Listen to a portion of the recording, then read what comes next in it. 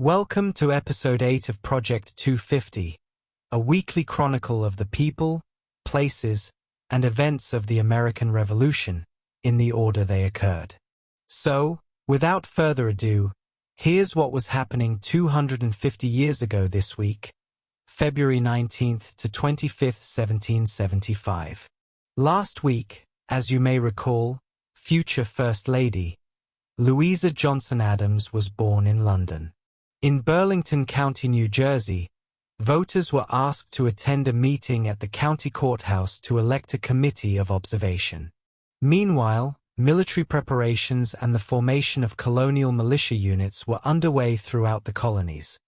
The Massachusetts Provincial Congress passed resolutions emphasizing the need to assess the number and readiness of militia and minutemen as well as stocks of ammunition. The Congress also recommended that commanding officers review their units, and that local officials submit written returns of their stock of ammunition and other military stores to Congress. In Virginia, George Washington and George Mason continued to strengthen their local Fairfax County Militia Company. Washington was also given command of the Fairfax Company, along with companies in 4 other counties. These efforts also inadvertently sparked a disagreement between Washington and Mason over reimbursement for funds the two men had advanced for the purchase of arms. Finally, we witnessed the election of Count Giovanni Angelo Bruschi as Pope Pius VI. As this week begins, Lord North, in a final attempt at reconciliation, proposed a conciliatory resolution which, pending the approval of King and Parliament, would have exempted any colony that made provision, according to its circumstances, for its share of the common defense and the support of civil government and the administration of justice within its borders, from further duties, taxes, or assessments, except those necessary for regulating commerce. Significantly, the resolution was directed at the individual colonies and ignored the Continental Congress, which the British considered unlawful. Lord North hoped that by enacting this resolution, which essentially gave the Americans what they were asking for, he could divide the colonists and weaken any revolutionary or independence movements, particularly those represented by the Continental Congress. Despite Lord North's hopeful tone, across the Atlantic, matters were looking increasingly warlike. On February 22nd in Boston, General Thomas Gage, concerned about reports of weapons being stockpiled throughout Massachusetts and New England, ordered 2 of his officers, Captain John Brown of the 52nd Regiment and Ensign Henry de Bernier of the 10th Regiment, to undertake a reconnaissance mission through the counties of Suffolk and Worcester. They were to make sketches along the way, marking the roads and distances between towns, and detailing the layout of the land. Brown and de Bernier were also to take note of all passes, detailing their length and width, and determine whether they should be avoided by taking alternative routes. They were also instructed to sketch out all rivers, note any hills they encountered, and assess whether these could be easily bypassed or crossed. Finally, they were to gather information about the resources available in these counties, such as provisions, forage, straw, and the number of cattle and horses in the various townships.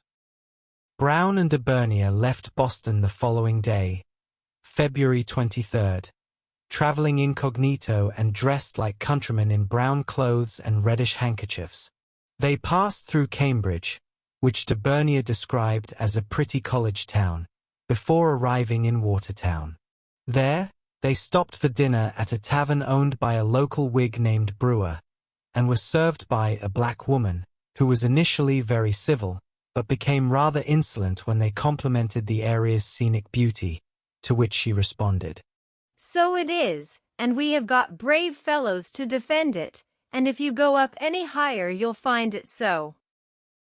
This exchange made the 2 officers extremely uneasy, raising their suspicions that the server had recognized them.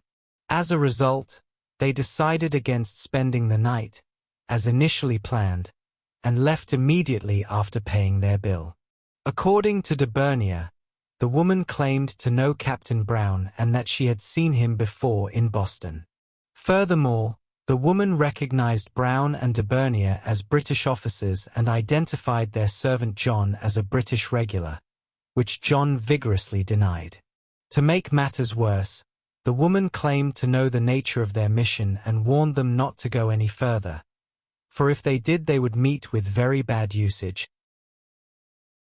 Despite the warning, Brown and Debunking continued on to Worcester.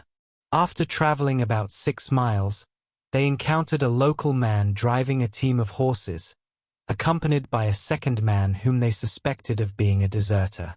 Deserters or not, the two men appeared to be Whig operatives, as they seemed overly curious about the British officers and a bit too eager to travel with them to Worcester. As Brown and Debunking ventured further inland, they increasingly noticed that they were being observed by the local gentry.